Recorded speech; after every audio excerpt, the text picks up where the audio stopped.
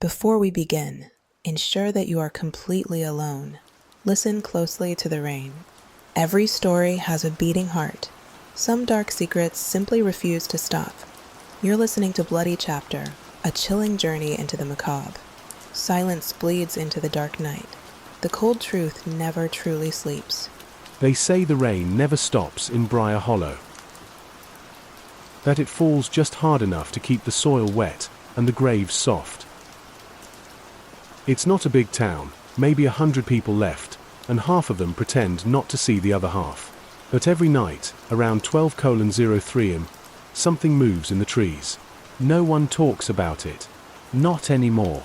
Elias Crane still lives in that old farmhouse near the tree line. You can see it if you take the service road past the mill, though most folks don't drive that far after dark. It's a crooked house, with missing shingles and a porch that groans under the weight of memory. And inside sits a man who hasn't slept a full night in over 30 years. He used to say the wolves were gone. Now, he says they never left. Back in '92, Briar Hollow was already dying. The mine had closed, the mill followed, and the last bus route stopped running that fall. When little Rebecca Moore vanished one night walking home from church, folks blamed the wolves that had been seen near the creek. 6 men volunteered to handle it.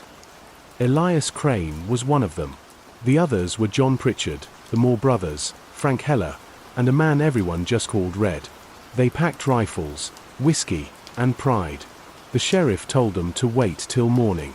They went anyway. The rain started before they reached the tree line. Thick drops, heavy as stones, beating the light out of their flashlights. Frank joked that it was the Lord crying for the girl. Nobody laughed. They walked for hours. No tracks, no sounds, just that strange, wrong kind of quiet. Like the forest was holding its breath. When they found the den, it was already empty. 6 sets of eyes swept the clearing, rifles raised. And that's when they heard it. A single howl, low, deliberate, and close. It wasn't an animal's warning. It was a voice. And it sounded almost human. They fired anyway. All of them. Blindly into the dark. The flash from their guns lit up the trees, and for a heartbeat, Elias saw them. Not wolves exactly, but shapes, moving on 2 legs and 4, faces twisted like something caught between man and beast. When the echoes died, only silence remained. They searched the clearing. There was blood everywhere, but no bodies. And then Elias realized his ring was gone. He'd worn it since his wedding day. He searched the mud, the brush, even the ashes when they burned the den. Nothing. They came back to town before dawn, soaked, shivering, and silent. No one asked what happened. The missing girl was never found, and the wolves were never seen again. For a while, people slept easy, until the deaths started. Frank was the first. They found him in his barn, head tilted back like he'd been staring at the rafters. But there was no rope, no struggle, just claw marks around his neck. The coroner wrote animal attack. Then came the Morse. The brothers went hunting near the same woods one night. Their truck was found a mile off the road, doors open, headlights still on. Inside, the seats were ripped to ribbons, but no blood. The sheriff said it was a bear, but bears don't open car doors. Elias tried to forget. He boarded up his windows, stopped talking to people, and let the world shrink to 4 walls and a single oil lamp. But the howling followed him. Every night at 12:03. Never earlier. Never later. He'd sit there, listening.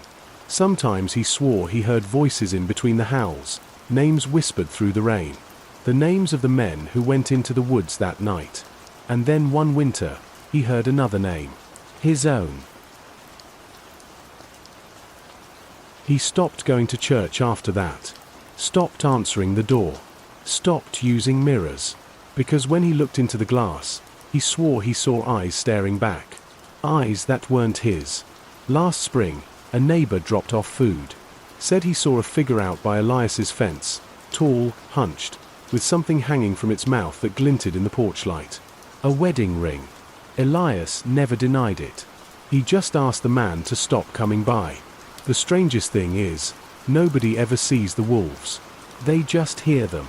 Always in the same pattern, 6 howls, one after another, each slightly closer than the last. And right after the 6th, silence.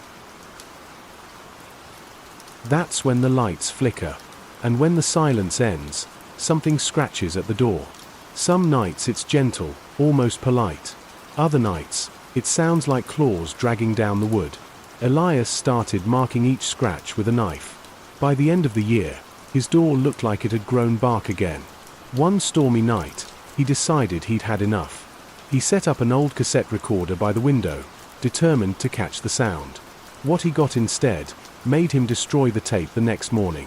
A faint whisper layered under the howls. Not words, not quite. But when slowed down, you could hear breathing. And then, a single sentence. We remember. No one knows what happened after that. Only that the next few nights, no one heard howling. Until the 12th day. The neighbor, same one who left food, said he saw Elias on his porch, holding a lantern. He was talking to someone in the dark. No one answered. But Elias nodded like he'd heard something. Then he turned off the lantern. And that was the last time anyone saw him alive. When the sheriff came out the next morning, the door was wide open. The floor was covered in muddy paw prints, but there were only 5 sets. The 6th led out into the woods. They found nothing. No body. No signs of struggle. Just that same wedding ring sitting on the windowsill, still wet. The police sealed the property, but locals still pass by sometimes, and every single one of them says the same thing. Even when the rain is heavy, the ground around the house is dry. Like something inside keeps it that way. And every year, on the anniversary of the hunt, the same storm returns. Lightning, thunder, and, right on time, 6 howls. Each one sharper, closer.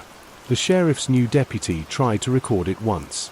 His car stalled at exactly 12:03 a.m. When he played the tape back, there was no sound at all, just static. And underneath that static, barely audible, a heartbeat.